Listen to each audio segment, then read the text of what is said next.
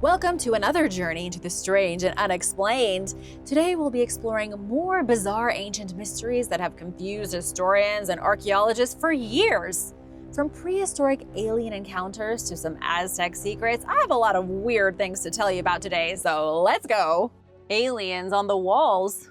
Forget Roswell. The first contact with extraterrestrial life may not have been a modern event, but was instead carefully documented on a rock wall in Africa 7,000 years ago.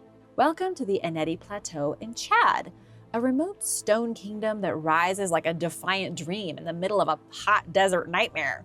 And it's all about aliens. Ennedi is the southeastern highlands of the Sahara, where the humid winds from the southwest slam into the stone to produce rain. This is one of few corners in the desert where water falls from the sky. It's no monsoon, but it is enough rain to turn this area into a lush oasis. Ficus and hibiscus bloom here, baboons swing through gorges, gazelles prance like runway models, and fennec foxes, those adorable desert fluffballs with satellite dish ears, prowl the edges listening for tiny rodents. This is a little pocket of life in an otherwise dry wasteland, but it wasn't always that way. Thanks to a crew of intrepid archaeologists and adventure junkies, the walls of Ennedi have been revealed as a massive open-air art gallery. Hidden in the nooks and crannies of this epic landscape are thousands of paintings, some more than 8,000 years old. People were painting here when woolly mammoths were still roaming around. The earliest images are faint outlines of humans and animals, and every generation painted over it or added to it. You can see everything from herders in motion to warriors with shields and mounted riders tearing across the stone at breakneck speeds. The most famous are the Naola Doa figures, also known as the Beautiful Ladies, which are anthropomorphic figures or mythical beings filled with geometric patterns like zigzags and chevron designs. Other people interpret these figures as celestial beings. They look supernatural or extraterrestrial with their enormous bulbous heads and thin, dangly bodies. They are very different from the other artwork found in the region. Other artwork shows crocodiles, camels, horses, birds, lions, cheetahs, and more, showing their daily life. Were these figures meant to be goddesses or spirits, or are they extraterrestrial beings? What do you think? It's interesting to note that there are also anthropomorphic figures, mythical beings, and symbols like spirals and labyrinths found in prehistoric artworks in caves and cliffs from China to Colorado. It's as if ancient humans everywhere shared the same dream or vision and couldn't help but draw it on stone. I'd love to hear your thoughts, and buckle up because the mysteries are only going to get weirder from here on out. The Ark of Pyramid Power. If ancient Egypt had a user manual, humanity lost it a long time ago. But every now and then, someone stumbles across a clue so weird, so out there, you can't help but wonder, were the ancient Egyptians just building tombs, or were they doing something far more advanced? Like maybe powering up a continent? And were they perhaps using the Ark of the Covenant as an energy device to activate the Great Pyramid of Giza?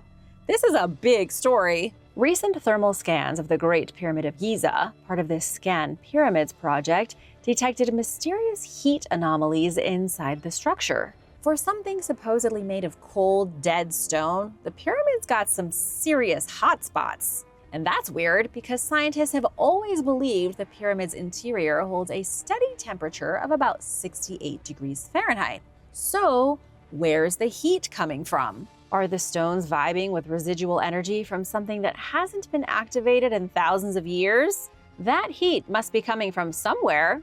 People like David Wilcock have argued that pyramids interact with gravity, which David once described not as a force, but a fluid energy pouring into the earth. Stick a funnel-shaped structure like a pyramid into that river of cosmic energy, and you get a gravity vortex. And a gravity vortex could be used to generate power. In other words, the ancient Egyptians may have built themselves a 400-foot-tall power socket. And that's not all. Let's go full Bible mode for a second. According to Exodus, God gave Moses very specific IKEA-style instructions for building the Ark of the Covenant. It was approximately 52 by 31 by 31 inches. Constructed of acacia wood and covered in gold, it had a golden lid called the capparet, 2 gold cherubim, and poles that could never be moved. The Ark was said to be the very throne of God, radiating divine presence like a one-man Wi-Fi hotspot for the Almighty. Some researchers suggest that structurally, the Ark resembles a high-voltage capacitor. It had 2 gold electrodes separated by wood, which theoretically could have allowed it to store and discharge electrical energy, especially in a dry, static-rich room like, let's say, inside of the Great Pyramid. Think about it. The Ark had to be carried with poles, meaning it was too dangerous to touch. Does that sound like divine judgment or high voltage? And here's a little tidbit from Abu Simbel that's still keeping archaeologists awake at night. At Abu Simbel, the famous Egyptian temple in Aswan, depictions of the Battle of Kadesh fought during Ramses II's reign in the 13th century show a mysterious box. It's a strange device carried in a tent and flanked by winged figures, just like the biblical Ark. Coincidence?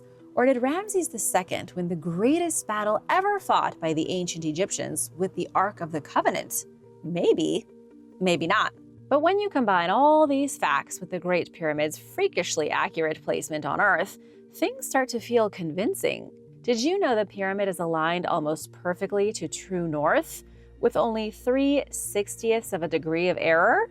Well, it's true. The pyramid's position marks the center of Earth's landmass. How did ancient builders nail that down without satellites or Google Earth? Many people believe they had access to advanced mapping technology, which was powered by something.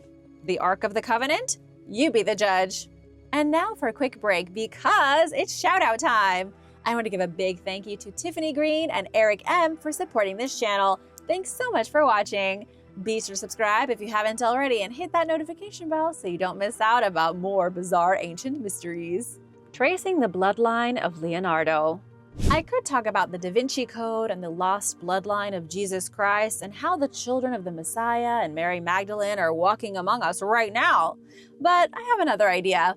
Let's talk about the bloodline of Leonardo da Vinci himself and skip the code part. After 500 years, scientists are now trying to reconstruct Leonardo's DNA. But can they pull it off? Let's get one thing straight, because a lot of people don't fully know about Leonardo's very long resume. He wasn't just the Mona Lisa guy. He was painting masterpieces while designing flying machines, dissecting cadavers, and scribbling notes in reverse like a wizard. That's a real thing, by the way. He wrote his notes backwards so people couldn't peek at his journal. But for all his brains and brilliance, Da Vinci didn't have any children to pass his golden genes along. He had students, but no children. So how do you find the DNA of someone who left no direct descendants? That's the problem that Alessandro Vesosi and Agnese Sabato are currently trying to solve. They are 2 Da Vinci detectives with serious credentials, already spending a combined 30 years untangling 21 generations of Leonardo's extended family. They even wrote a book about it called Genia da Vinci, Genealogy and Genetics for Leonardo's DNA. The pair traced Leo's family tree all the way back to 1331. That's a collection of about 400 relatives. You think your family reunions are messy? Try sorting through 5 centuries of half-brothers and cracked tombstones. Maybe you have. Alessandro and Agnese zeroed in on 15 male line descendants, all connected through Leonardo's father and his half-brother, Domenico Benedetto. A different team, led by David Caramelli, DNA guru and University of Florence's biology boss, ran tests on 6 of them. The Y chromosomes, those magical little snippets passed from father to son, were a match. Next, archaeologists went poking around the Church of Santa Croce in Vinci, suspected to house the remains of Leonardo's extended family, like Grandpa Antonio, Uncle Francesco, and a few mysterious half-brothers. Bone fragments were pulled, radiocarbon dated, and then tested. Early results suggested at least one male relative fit the timeline. If further Y chromosome tests matched the living descendants, it could prove paternity records accurate and open the door to identifying Leonardo's own DNA. If all that science talk has your brain scrambled, let me try to break it down for you before you fall asleep. By analyzing the DNA of Leonardo's ancestors, scientists are very close to recreating Leonardo's own DNA. But why go to all this trouble? It's not like science is going to build a Leonardo clone, right? Right? Tell me that's not what's happening. Or maybe? What's the plan here? According to Alessandro Vesosi, it's about cracking open the biological origins of Leonardo's genius. Could his wild creativity, eagle-eyed vision, and absurd intellect have genetic roots? Was there a smart gene tangled in the painter's DNA? The lost silver coin of Judas, the coin of betrayal. How did one of Judas's silver pieces end up in a tiny Croatian town? Is it cursed? Is it even real? Does Judas want it priority mail to wherever he's currently staying in hell? Underneath a veil of centuries-old legend, there sits a single, silent witness to one of the most infamous deals in human history. No, not your cousin's shady crypto investment. I mean the deal. The 30 silver coins paid to Judas Iscariot to sell out Jesus Christ with a kiss. One of those coins ended up in Nin, a small Croatian town with royal roots, salty sea breezes, and a knack for holding onto biblical relics like it's no big deal. But how and why? It all went down in Matthew 26:14, when Judas, remember, one of Jesus' disciples, slinked over to the chief priests and said, "So, how much are you willing to pay me to hand over the Son of God?" The answer was 30 silver pieces, which wasn't as much money as you might think. 30 pieces of silver probably wouldn't have lasted Judas more than 6 months in that biblical economy. Then came that infamous betrayal in the Garden of Gethsemane. Moonlight, olives, and that traitorous kiss. Jesus was arrested, dragged through a mockery of a trial, beaten within an inch of his life, and nailed to the cross. You know how the story goes. You don't need me to tell you. Judas, meanwhile, had a moment of uh-oh clarity. Racked with guilt, he tried to return the blood money, but the priest hit him with a cold no returns policy. So Judas hurled the coins into the temple and shortly after was found dead. One of those 30 coins of treachery somehow made its way through wars, empires, and centuries of turmoil into the sleepy town of Nin, which happens to be the oldest royal city in Croatia. Today, the coin sits quietly in the treasury of the Church of St. Asela, guarded like a holy VIP and a reliquary built in the late 15th century. And what a reliquary it is! The coin is stashed inside a 6-sided, hand-forged prism with glass walls like something out of a fantasy novel. Inside, the coin rests on a delicate silver handle shaped like a hand, its fingers gently cradling the piece like it's afraid it might betray someone all over again. The coin itself is really pretty. On one side is the face of the god Helios, hair flowing like a shampoo commercial. On the other side is a rose with a stem and bud, flanked by a bunch of grapes and a curious little E below it. While above the rose is a word that means roads in ancient Greek, it's a hint at where the coin came from. But was it ever in the pocket of Judas? Experts across Europe have examined the coin and seem to mostly agree that it dates to about the time of Jesus. However, no one really knows where it came from. There are no records of how it arrived in Croatia, leaving its history a great big question mark. Do you think this is the real treacherous silver or just some random coin? Let me know in the comments. Thomas Edison's last breath. Once upon a weirdly specific time in industrial America, 2 of the most powerful men on Earth were racing each other in wheelchairs. That would be none other than Henry Ford and Thomas Edison. A bromance forged in electricity, fueled by gasoline, and preserved in a test tube. What's in the test tube, I hear you wondering? Apparently, Edison's last breath. But just like Judas's silver coin, not everyone is convinced that this relic is the real deal. Let me rewind to 1896. A young Henry Ford, then a glorified engine whisperer at the Edison Illuminating Company, had just cobbled together his first experimental car. It was called the Ford Quadricycle. Get it? Quad cycle, like a bike with 4 wheels. It was basically a glorified go-kart. At a company party in New York, Ford met his idol, the Wizard of Menlo Park himself, Thomas Edison. He nervously pitched his idea to Edison, who responded by slamming the table and declaring, "Young man, that's the thing, you've got it." You have to imagine that with a much better 19th century New York accent. Edison was all on board with the gas-powered car. With his blessing, Ford ran off like a man possessed and cranked out what would eventually become the Model T, the car that made traffic possible. I'm not sure if we should be thanking Ford for this automobile dystopia we're living in or not, but those are the facts. Edison and Ford didn't just exchange ideas. They went glamping together, along with other great minds like John Burroughs, Luther Burbank, Harvey Firestone, and President Harding. That's a star-studded camping cast if I've ever seen one. Ford wasn't just obsessed with Edison's inventions either. He was obsessed with Edison, period. So much so that when Edison was on his deathbed in 1931, Ford asked Edison's son, Charles, to do the most bizarre thing imaginable. Ford wanted Charles to catch and preserve his father's last breath by putting a test tube to his mouth at the moment of his passing. And Charles, probably wondering if this was science or the plot of Frankenstein 2 Electric Boogaloo, just sort of did it. While he didn't bottle Edison's soul directly like a spiritual barista, there were 8 test tubes near Edison's bed when he died. Charles had them sealed with paraffin and gave one to Ford. Ford's memento was later rediscovered in 1978, mislabeled in a mailing tube next to a hat and some shoes, like the weirdest mystery grab bag ever. But hold on to your breath, because Edison's estate currently has 42 of these so-called last breaths. Either Edison exhaled like a fog machine, or multiple people had the same ghost harvesting idea. Or some of them are fakes. But not Ford's. That's the real deal. His vial of breath is housed in the Henry Ford Museum, just inside the front door. Whatever you do, don't remove the lid. Edison's ghost might get sucked into your lungs.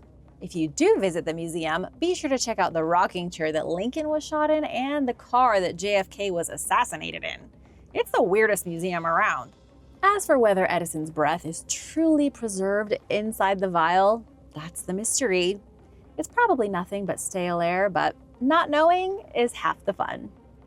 The oldest man ever. How old is too old? Do you want to live well into your 90s? What about becoming a centenarian? How would you like to be 200 years old? What about 250? Some might say that living that long is more of a curse than a blessing. Only one man outside the Bible or the Sumerian Kings list would know. His name was Li Qingyuan, and his life is the greatest conundrum in modern human longevity. Li Qingyuan lived in the mist-wrapped mountains of Sichuan province, where legends grow like wild ginseng. Depending on who you ask, he was either the world's oldest herbalist or the most dedicated time traveler this side of the multiverse. They say that Li lived for 256 years. That, my friends, is a whole lot of birthday candles. According to some records, Li Qingyuan was born in 1736, during the reign of the Qing dynasty's Emperor Qianlong.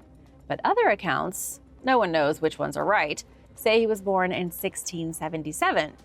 That was when pirates still roamed the seas and Newton was still figuring out gravity. The only agreed date is Li's death, which was in 1933. He allegedly outlived 23 wives, raised 180 children, and witnessed 11 generations of his descendants. That's not a family tree, that's a family forest. But how did this botanical Methuselah pull it off? I'd like to know so that I too can have 180 children. Just kidding, but seriously, how? When Time magazine ran a piece on Li in 1933, it was titled Tortoise, Pigeon, Dog. Why such a weird title? Because Li claimed his secret to immortality was as follows: retain a calm heart, sit like a turtle, walk swiftly like a pigeon, and sleep like a dog. That seems easy enough. Li's daily rituals included Qigong, a gentle but powerful blend of breathing, posture, and meditation, as well as a vegetarian diet. He drank a lot of goji berry tea and had a super chill attitude. At age 72, Li joined the military. In 1749, he became a martial arts instructor and tactical advisor in Kai County. In 1927, General Yang Sen invited the 250-year-old Li to hang out in Wan County with a bunch of high-up military types. After 6 years of impressing everyone with his herb game and Zen attitude, Lee reportedly looked around one day and said, "I've done what I need to do. I'll go home now." Then he just died, as if he scheduled it, as if he got bored of living and just gave up. So how much of this is true? According to Wu Chengqie, a professor at Chengdu University, official Qing government records celebrated Li's 150th birthday in 1827. This means he was probably born in 1677. Plus, lots of local elders remembered him from when they were kids. These were men in their 70s and 80s who clearly recalled Li Qingyuan already being old when they were young. The truth is that Li Qingyuan did exist. He was known, respected, and documented, and he was definitely really old. But whether he miraculously lived to be 110 and everyone embellished it to 256, there's just no way of knowing. So remember, retain a calm heart, sit like a turtle, walk swiftly like a pigeon, and sleep like a dog. You probably won't live to be 300, but you might live to 100. The mystery of the bucket. How exciting can one bucket be, really? You're about to find out. Under the brooding skies of East Anglia, archaeologists unearthed a mystery so bizarre it could have been written by Agatha Christie after one too many meads. You've probably heard of Sutton Hoo, right?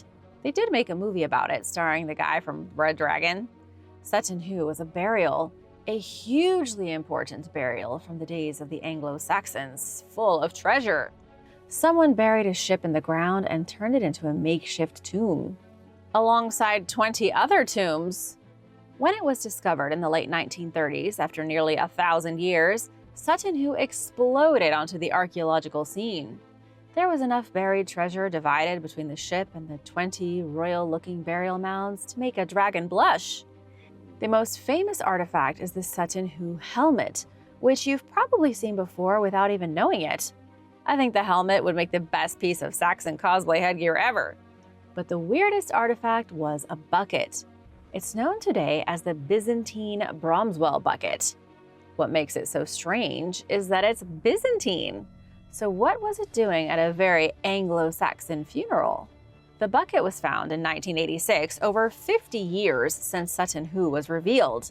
It dates to the 6th century AD and is decorated with a high-drama North African hunting scene. Lions, spears, warriors, a sassy hunting dog, the whole 9 yards. Later fragments were found in 2012, but one piece has always remained missing: the base. The part that makes a bucket a bucket. Without the base, the bucket is more like an empty TP roll. Expert historians have managed to trace the bucket back to Antioch in modern-day Turkey, where it was likely forged by Byzantine artists before somehow traveling over 2,000 miles to East Anglia. Maybe it hitched a ride on a trade ship, maybe it time traveled, who knows? This thing has more passport stamps than most travel Instagram influencers. I bet you never thought you'd be invested in a bucket.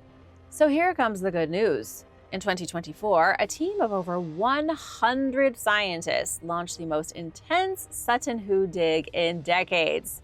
And what did they find? Just a giant dirt clump with everything in it. A huge piece of muddy ground was found to contain the missing base of the bucket, along with some unexpected human and animal remains. You knew it was going to get weird, right? You just weren't sure when. The dirt clump is believed to have originally been inside the bucket. The human and animal remains are the bucket's original contents. Which means what exactly? That the bucket was used as an urn. The mysterious bucket that everyone's been fussing over was someone's urn. When you really think about it, archaeology is a little disturbing. Archaeologists are now convinced that someone took a luxury imported urn from the Eastern Roman Empire and said, "Let's use this to store Great Uncle Ethelstan's ashes." Inside was an ankle bone, part of a skull, and bones from something that was probably a horse. And nestled among the ashes was a fine comb, possibly made of antler and still sharp enough to battle lice. This guy must have had a killer head of hair. Aside from being the world's weirdest episode of Antiques Roadshow, this discovery shows the mingling of cultures in a time that most people think was all about swords and mud. Here you've got a Byzantine artifact buried in Anglo-Saxon soil containing cremated remains and a lice-combating grooming tool. That's a whole novel in a bucket. So tell me, what's the weirdest item you'd want to be buried with? A coffee machine, your phone, some snacks? Let me know in the comments and hit that subscribe button while you're at it. Noah's Ark found? What if the greatest treasure hunt in history wasn't for gold, but for faith? High in the rugged hills of eastern Turkey, a strange, ship-shaped formation has sparked what might be the most legendary scavenger hunt in history. Forget Easter eggs, heck, forget forest fence treasure. Now people are hunting for Noah's Ark, and someone may have found it. For years, this mystery has been the archaeological equivalent of Bigfoot riding a unicorn through Atlantis. Too fantastic to believe, but too fascinating to ignore. And now a team of researchers thinks they might have just found the real deal. And they didn't even need to bring two of every animal. Just a ground-penetrating radar and a healthy dose of curiosity. The story starts at a curious spot known as the Durupinar Formation, located just 18 miles south of Mount Ararat, which is Turkey's tallest peak. It's also the exact place the book of Genesis claims the Ark came to rest after floating around for 150 days. Discovered in 1948 by a Kurdish shepherd, the site has a spooky resemblance to a giant boat embedded in the mountainside. It looks like someone tried to make a sandcastle of the Titanic or something. The impression of a boat is unmistakable and very convincing. But for decades, scientists brushed it off as a fluke of geology. Then came Andrew Jones, an independent researcher from California's Noah's Ark scans. Andrew was ready to dig deeper than anyone ever had. Using ground-penetrating radar, Jones and his team discovered that the formation isn't just a lump of dirt. There is in fact a structure down there, buried under the mountain. And not just any structure either. It appears to have 3 distinct layers, just like the 3 decks of the Ark described in the Bible. It's too good to believe, which is probably why you won't find much information about the discovery in mainstream sources. It's being talked about by every biblical scholar on Earth, but you won't see the Times doing a story on it. That's despite a 43-foot-long tunnel found running straight through the middle of the structure, something that is definitely not natural. Other radar data showed possible compartments, open spaces, and side corridors. According to Jones, this isn't what you'd expect from a natural rock. In his exact words, but it is exactly what you'd expect to find if this were a man-made boat, consistent with the biblical specifications of Noah's Ark. And the evidence keeps pouring in. Let me introduce you to William Crabtree, a soil scientist who can look at dirt and tell whether it used to be part of a giant wooden ship, which is exactly what he did in Turkey. Crabtree and the team collected samples from 22 different spots around the site. And guess what? The soil inside the boat-shaped formation had double the organic matter compared to the dirt outside, which means something organic, probably wood, was breaking down in there. Not only that, but the grass growing inside the formation is a different color than what's around it. Scientists say this means something is messing with the soil's chemistry, like maybe a giant rotting boat. With all this new information that's come to light, do you think the Ark has really been found? I'll admit, even for a skeptic, the evidence is pretty compelling. Is this one biblical mystery we can finally stamp as solved, or do you still have your doubts? The mysterious Infernos of La Quemada. At the edge of the sun-scorched Mexican highlands is a city that once burned, both literally and figuratively. La Quemada, or the Burned in English, isn't just another dusty Mesoamerican ruin. It's a legendary abandoned city where fires burned bright. The mystery is that no one knows why this place was so obsessed with flame. Within the destruction of La Quemada, archaeologists have found enormous fire pits big enough to roast an entire mammoth, or at least throw an epic rave for the gods. But the fire pits are super weird. They were carved in stone, not dug into raw earth, and they were arranged in a huge circle. So what were these fire pits for? That's the million-dollar question. Archaeologists haven't found any cooking materials or leftover chicken wings. Nothing but charcoal and ash. Were these bonfires signal flares, giant glow sticks for sacred ceremonies, or something even weirder? To find out, let's learn a bit more about La Quemada. The city sits in Zacatecas, north of the heartland of ancient Mesoamerica. It clings to a rugged hillside and is full of pyramids, ball courts, sunken patios, and a web of stone staircases that can help you get lost very quickly. In the middle of this mountaintop marvel stood the votive pyramid. It was a massive monument where offerings, sacrifices, and some serious spiritual partying went down. Experts like Marisol Quiros suspect this spot was the beating heart of the city's devotion rituals. Near the votive pyramid, archaeologists recently unearthed our mystery fire pits. There are 11 in total, each built into rhyolitic bedrock, filled with ash and curiously clean. Scientist Mr. A. Gogita Chaichivli and his team, I don't think I said his name right, ran archaeomagnetic tests on the fire-scorched rocks. But if you're wondering what archaeomagnetism is, it's like carbon dating, but for fire. When rocks get hot enough, they record the Earth's magnetic field like a geological timestamp.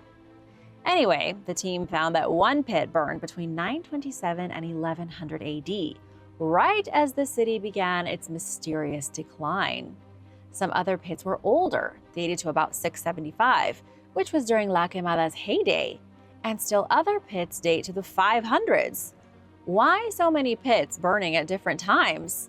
Some scientists think they were giant torches, literal fire beacons marking sacred moments like solstices or seasonal shifts. I'm trying to imagine the entire city bathed in flickering firelight, the splendid votive pyramid looming in the glow, dancers and priests casting shadows that stretch for miles. You get it. Very little else is known about La Quemada. Some have suggested it might really be Chicomostoc, the mythical place of the 7 caves, where the Aztecs and other Nahuatl-speaking peoples originated. In Aztec lore, everyone came from Chicomostoc. It was their version of the Garden of Eden and the most important place in their mythology. But modern researchers have never put much stock into it being real. Up until now. Could La Quemada have been the Mexican Garden of Eden? Was the Aztec Empire born from the fires of these blazing infernos? Maybe, but maybe not. It's a wild theory, and there are lots of other ones. Some scholars think La Quemada may have been a northern outpost of Teotihuacan, deepening the mystery of that ancient city. But like every good archaeological mystery, answers are slippery, and speculation is half the fun. Were these fire pits divine lighthouses or over-the-top mood lighting?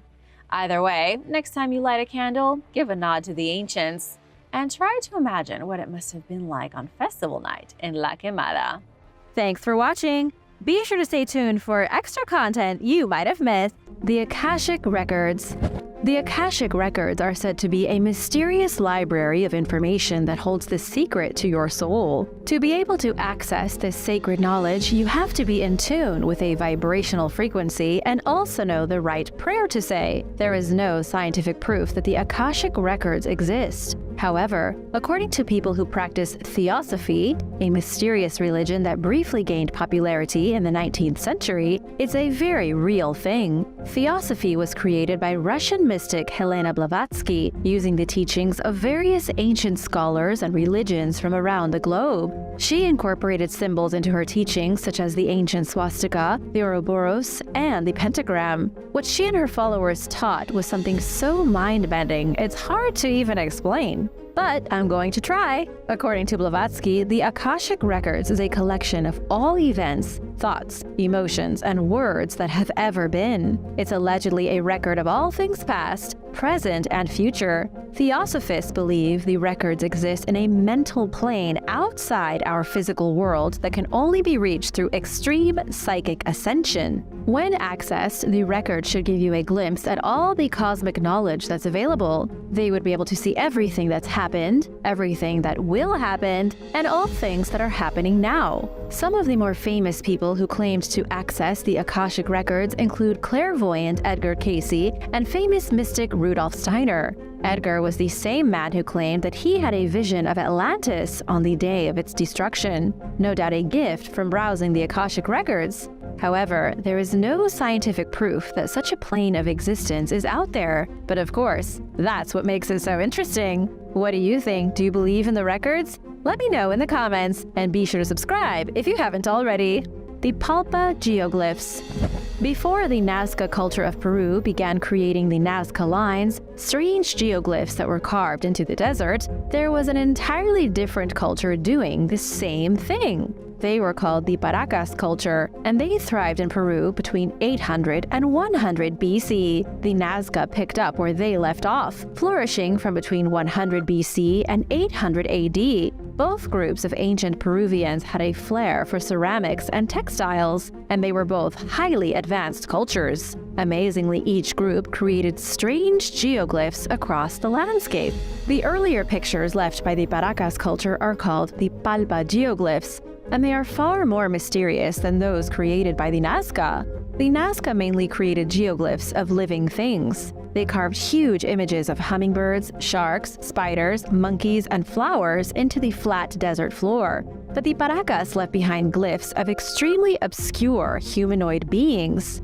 These ancient figures almost look like they could be human, only they clearly aren't from this planet. They have strange bodies, appear to be wearing unusual clothing, and some of them even appear to have space helmets on. They truly resemble a band of aliens from a faraway planet. Most mainstream archaeologists agree the Palpa geoglyphs were likely meant to be depictions of kings and shamans or other important people in society. But this is just one conclusion that was formed on the basis of incomplete information. The truth is that nobody knows what the bizarre geoglyphs are supposed to represent or who they were meant to be seen by. Many of the images are so big you can only see them from high in the sky, from a satellite or an airplane. But why would the ancient Peruvians create carvings that could only fully be seen from above? It could be that they were trying to entice alien visitors to bless them with their knowledge of technology, or it could be something else entirely. Unfortunately, it's a mystery that has yet to be solved. And now for number 8. But first, I wanted to give a big shout out to Tasso Saros and Casey Luter. Thanks so much for watching and supporting this channel. If you are new here, be sure to subscribe and join the family. The Eye of Providence. The Eye of Providence is one of the most visible symbols in the world. This isn't a secretive, symbolic image hidden from public view. It's on the $1 bill and the Great Seal of the United States. And it can be found on countless churches across Europe and on several buildings that were constructed by the Freemasons. The Eye of Providence is often connected to even more mysterious fringe groups like the Illuminati. But where in the world did the strange and all-seeing eye come from? And for that matter, what does it even mean? Researchers say the earliest examples of the Eye of Providence come from religious artwork that was completed during the Renaissance period. The eye was meant to be a representation of God. For example, in the 1525 masterpiece that was painted by Pontormo, titled Supper at Emmaus, he included the Eye of Providence above the head of Jesus Christ. This was meant to symbolize that God was there with him, watching over the event. From that point on, the eye continuously represented a divine providence and the benevolence of God or his Son, Jesus Christ. It was meant to be a sign of God's eternal watch over humanity. This is why you can find the eye on American currency, which is already steeped in religious symbolism. However, there is still a lot of mystery surrounding the eye. Nobody knows who originally invented it or how it became such a common symbol. There is also speculation that it was inspired by something far more ancient and a lot less Christian. You might have noticed that this symbol is very similar to the Eye of Horus from Egypt. In Egyptian myth, the god Horus lost his eye, but another god fixed it for him. So the ancient Egyptians believed that it possessed healing properties and made all kinds of amulets with the symbol of the eye. But what do you think? Let me know your thoughts in the comments. Mysterious prehistoric skull. Cambridge archaeologist Professor Graham Clark recently completed excavations at the prehistoric Star Car site in North Yorkshire, England. This place is considered to be one of the most important locations from the Mesolithic period of Great Britain. The site was first occupied around 9335 BC, with people living here for a span of about 800 years. In 1947, amateur archaeologist John Moore noticed pieces of flint sticking out from some dredged ditches, which led to a small excavation and the first discoveries of artifacts. However, it was Clark's most recent dig that revealed something impressively strange. Excavators found a small collection of headdresses that were made from the skulls and antlers of red deer. 33 deer skull headdresses were found at the site, and only 3 others have been found elsewhere in the entire world. Nobody knows why the Mesolithic people of Great Britain crafted what were essentially hats made from deer bone. Someone removed pieces of the antlers and drilled holes into the animal skulls. And according to experts, these skulls may have once been used as hunting disguises. Ancient hunters may have placed the deer skulls over their heads to make themselves look like deer during a hunting ritual. Either that, or they could have been used in bizarre dances or ceremonies by firelight. It's really hard to say for certain what was going on 11,000 years ago. The flying carpet. What if the flying carpet was a real thing that truly existed? The legend of the flying carpet didn't originate with the Disney classic Aladdin. It first came up in the ancient world of the East, appearing in old Jewish texts and most famously, the Arabian folklore collection called 1001 Nights. In all these stories, the tale of the carpet is largely the same. A magic textile is discovered by a prince, who then uses the mystical carpet to fly around wherever he pleases. But what if the story of the carpet is based on a real piece of ancient technology? According to an old Ethiopian legend, the Queen of Sheba gifted King Solomon a green and gold carpet studded with priceless jewels. The carpet was said to be magical, woven on an ordinary loom but colored with dyes that gave it the ability to fly. The dyes were supposedly made using a special type of clay that possessed magnetic properties, pushing itself off the earth like 2 opposing magnets. The magnetism was so strong that King Solomon was able to sit on the carpet and maneuver it hundreds of feet above the ground. This sounds as if real technology was used to build the carpet. It's a little different from other ancient legends that simply chalk everything up to magic. There are other variations of the story too. Some legends say King Solomon had a magic carpet so big it had room for 40,000 men. But unfortunately, nobody knows for certain if the flying carpet was a real artifact or if it was just made up by the ancient people of Arabia. The Cave of Skulls. As more and more discoveries are made, our Neanderthal cousins become even more mysterious. It used to be that scientists labeled Neanderthals as unintelligent hominids who were so dumb they went extinct. But some of the latest discoveries have disproved that. We now know Neanderthals were creative, they had complex thoughts, and they used tools just like Homo sapiens.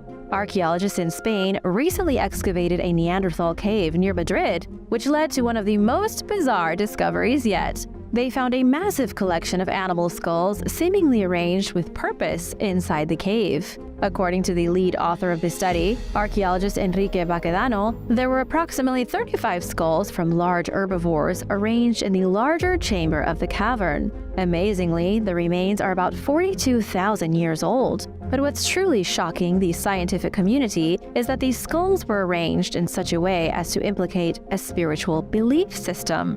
It looks as though these skulls were being used by Neanderthals in a bizarre ritual or a ceremony. The implications here are enormous, with the capacity to change history as we know it. Based on these findings, Neanderthals were engaging in complex ritualistic behavior 42,000 years ago. It's now a huge unsolved mystery because we don't know what rituals the Neanderthals were practicing or what they were using these skulls for. It could be that these ancient hominids were far more spiritually advanced than we gave them credit for. Christmann Jennepertanga. Christmann Jennepertanga is the name of one of Germany's most prolific serial killers. But whether Christmann really existed or not is an unsolved mystery. We have almost no real evidence that he was a flesh and blood person, although there are historical texts mentioning his name and the foul deeds that he did. The tale of Christmann Jennepertanga begins in the 16th century. Between 1569 and his capture in 1581, Christmann murdered an estimated 964 people, just shy of his goal of 1,000. He started killing at the ripe young age of 13, and all the details of his life have survived in a book that was printed in 1581. However, some additional accounts were published in 1587. His life and murders were even documented in multiple languages throughout Europe, being published in Czech and French. Crispin supposedly lived in a cave about a mile from Bergkessel in a wild land of forests and mountains. When he was a young boy, he descended into the darkness of the cave and made it his lair. From the entrance to his sinister home, Crispin had an excellent view of the road. He could see everybody moving between towns on their way to places like Luxembourg and Metz. And so, he became a bandit. He would creep out from his dark cavern and murder unwary travelers before stealing their loot and dumping their bodies somewhere deep within his cave complex. The sick and twisted bandit was only captured when one of the people he'd taken prisoner escaped and ratted him out to the local authorities. After he was apprehended, officials found his diary in which he detailed nearly 1,000 murders and tallied up the loot he'd stolen. He was consequently sentenced to death by the breaking wheel. However, this is all from a single text discovered shortly after his alleged death. Historians have never been able to determine if he was a real monster or if he was just a villain in some medieval fairy tale. The Western Stone. The Western Stone is one of the largest building blocks not only in the ancient realm, but the modern world as well. It's a huge stone block forming a piece of the foundation of Jerusalem's Western Wall. It's only visible from the Western Wall Tunnel, which is dug under the Muslim quarter of the Old City. Although the tunnel is currently dark and obviously underground, it was once an open-air site where the Western Wall protected Jerusalem's Temple Mount. That's the site where the first and second temples of Jerusalem once stood. Since the Western Wall is all that remains of these structures, it's now considered one of the holiest places in the world.